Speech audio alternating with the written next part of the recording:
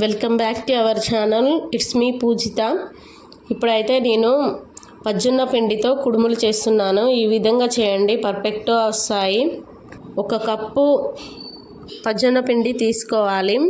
పజ్జొన్న పిండి కొంచెం బరుసుగా ఉంటే మిక్సీలో అయినా వేసుకొని మెత్తగా పట్టించుకోండి. ఇప్పుడు అందులో మిక్సీలో వేసినప్పుడే 2 ఇలాచీలు వేసి మెత్తగా గ్రైండ్ చేసి పక్కకు పెట్టుకోండి.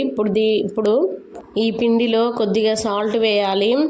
ఇలాచీలు మిక్సీలో వేసేసి పట్టుకుంటేనేమో ఇందులో వేయనవసరం లేదు, లేదంటే ఇలాచీ పౌడర్ యాడ్ చేయాలి కొద్దిగా ఫ్లేవర్ కోసం. బెల్లం పానకం రావాల్సిన అవసరం లేదు, ఇలా వాటర్గానే ఉండాలి. ఇడ్లీ మిశ్రమం ఎలా ఉంటుందో అలా కలుపుకోవాలండి. కొద్దిగా స్పూన్తోని కలుపుకోవాలి. ఇప్పుడు ఒకవేళ ఇది బెల్లం పానకం వాటర్ ఇందులో కలవకపోతే కొద్దిగా వాటర్ యాడ్ చేసి కొద్దిగా గోరువెచ్చని వాటర్ అయినా యాడ్ చేసుకోవచ్చు. ఇప్పుడు ఇవంతా ఇడ్లీ పిండిలాగా కలుపుకొని ఇడ్లీ పాత్రలకి కొద్దిగా ఆయిల్ రాసి అవి పక్క పెట్టుకోవాలి, ప్లేట్స్ అన్నీ. ఈ మిశ్రమం అంతా మనం ఇడ్లీలు అయితే ఎలా వేసుకుంటామో అలా వేసుకోవాలండి. చూడండి నేను ఏ విధంగా కలుపుకున్నానో, ఈ విధంగా కన్సిస్టెన్సీ ఉండాలి.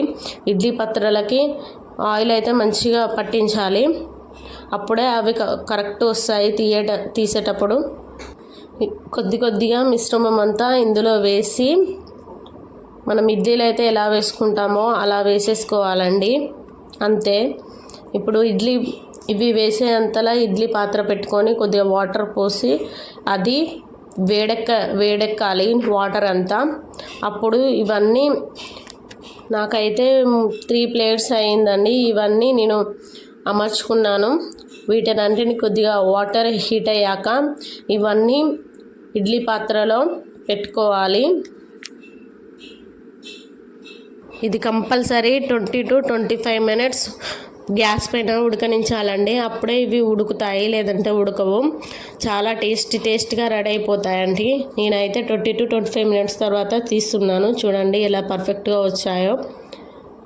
ఇది హెల్దీ అండి, ఇలా ట్రై చేయండి ఫ్రెండ్స్, చాలా బాగుంటాయి.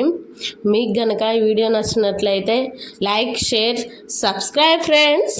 బాయ్ అండి అందరికీ. టేస్ట్ అయితే సూపర్ వచ్చిందండి, చాలా బాగున్నాయి.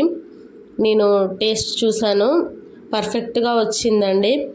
మీరు కూడా ట్రై చేయండి ఫ్రెండ్స్. సబ్స్క్రైబ్ చెయ్యొచ్చు కదా.